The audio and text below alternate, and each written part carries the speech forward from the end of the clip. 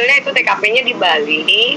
Video itu dibuat bukan oleh aparat kepolisian, tapi memang dari teman saya sendiri, advokat, namanya Acong Latif.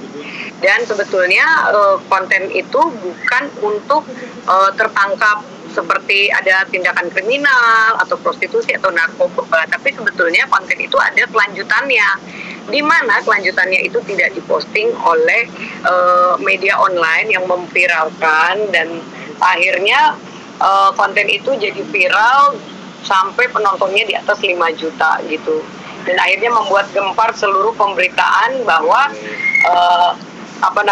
kejadiannya itu seperti nyata, ya kan, dibilang aku prostitusi atau narkoba. Yang jelas itu hanya hoax saja, dan kenyataannya tidak seperti itu.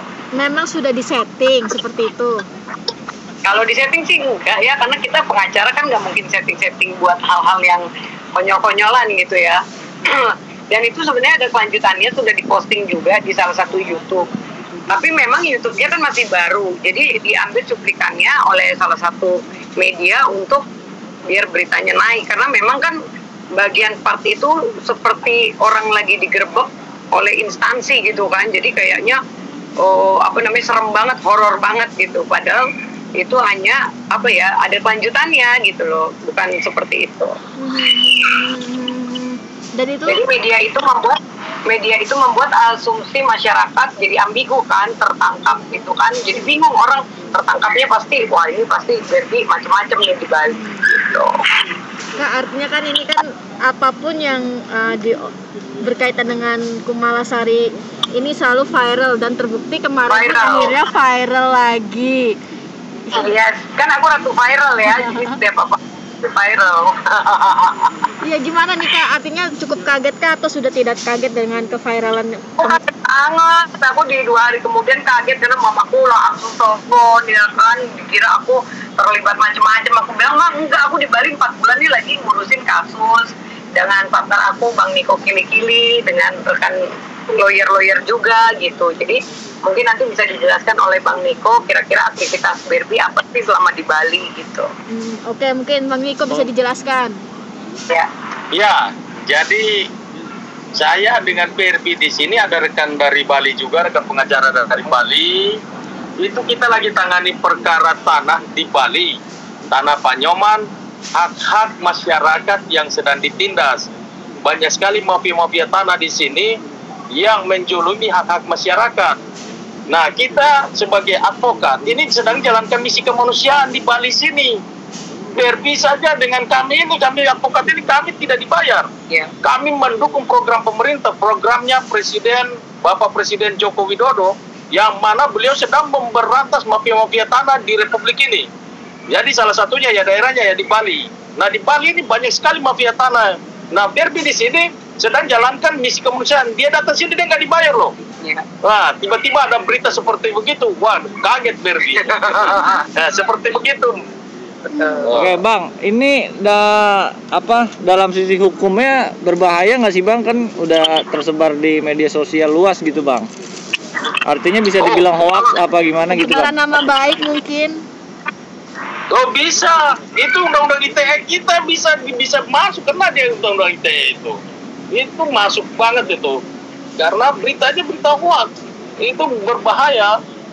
Kalau dia dari sisi hukum ya, ini tergantung Barbie aja. Barbie mau tergantung aku sih, aku mau persoalkan atau tidak gitu. Cuman kan aku hanya berpikir gini ya, selagi kita kan lagi masih fokus dengan kasus-kasus yang sudah ada, membantu orang-orang yang memang banyak dizolimi oleh orang-orang yang bekerja dengan instansi juga ya, Bang ya, itu harus kita berantas. Jadi sekarang aku lebih fokus dulu ke masalah yang besar. Kalau yang kecil-kecil aku rasa ya sudahlah, namanya public figure kan kita harus siap menerima resiko ya. Karena kalau kita tuntut juga kasihan juga, dia juga cari makan kan. Biarin aja lah, anggap aja bagi-bagi rezeki lagi PPKM kan. Karena kan dia akhirnya kan YouTube-nya, channelnya kan jadi 5 juta yang nonton, ya kan, terus banyak lagi diambil dengan channel-channel yang lain ya kan. Ya aku pikir ya sudahlah, biarin aja, ikhlasin aja. Yang penting kenyataannya aku tidak seperti itu, dan memang sebetulnya kalau kita telusuri lagi ada konten terusannya gitu. Mungkin nanti kalau udah viral yang terusannya baru orang kaget. Nah, kalau sekarang kan baru cuplikan depannya aja. Jadi ya udahlah, biarin orang berpikir, nanti akhirnya yang udah menzolimi aku malu sendiri kan. Ternyata Barbie tidak sejelek itu gitu. Kak Barbie makin disibukkan di dunia hukum, di dunia lawyer. Gimana nih Kak? Artinya sekarang pun ikut diajak Bang Niko juga untuk ngebantu orang-orang di hukum. Seperti apa Kak? Ya, aku sangat enggak sekali ya. Sebelumnya juga ucapan terima kasih ke Bang Niko Kili-Kili sudah mempercayakan aku untuk masuk sebagai partner tim juga, ya kan, menangani kasus di mana memang kasusnya ini mafia tanah ini sekarang lagi marak banget. Mungkin ini juga ada ketua tim kita dari Bali, mungkin mungkin bisa angkat bicara sedikit. Ya. Ya, nama saya Imade Yudi Darmawan SH. Saya ketua tim hukum Hercules Bali.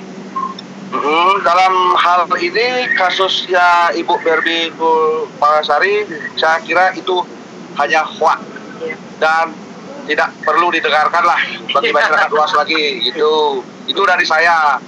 Dan saya juga tahu bahwa Ibu Barbie Kumalasari dia datang ke Bali dengan ini rekan saya juga Pak Niko dalam mengurus satu permasalahan tanah yang berada di Unggasan, Badung.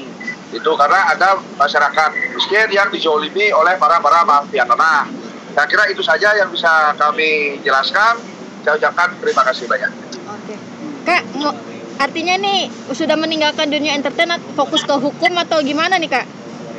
Entertain sih masih, nanti aku tanggal 10 aku mau bikin video klip di lagu aku yang ke-6, judulnya Gadun atau Brondong, terus nanti ada modelnya Aldi Taher juga, mungkin kalau jadi Bang Roy Martin ya, mungkin kalian nanti bisa liput juga nanti tanggal 10. Jadi lagu aku juga nanti akan launching juga di September akhir ini, jadi tetap nyanyinya jalan, entertainmentnya jalan, advokatnya jalan, bisnisnya juga jalan, gitu. Semuanya jalan. Iya. Mungkin Kak ini terakhir ya Kak untuk pernyataan aja sih, berarti memang tidak melakukan ya tidak Kak betul. Yang kemarin ya, itu. Tidak benar. Betul, tidak benar berita itu. Iya. Berarti bisa dijamin ya Kak? Dari sendiri aja kelanjutannya. Iya. Oke, Bang, dari Abang mungkin ada pesan Bang buat masyarakat nih biar nggak kemakan berita hoax. Ya, bagi masyarakat, saya mau sampaikan bahwa jangan cepat menghakimi orang.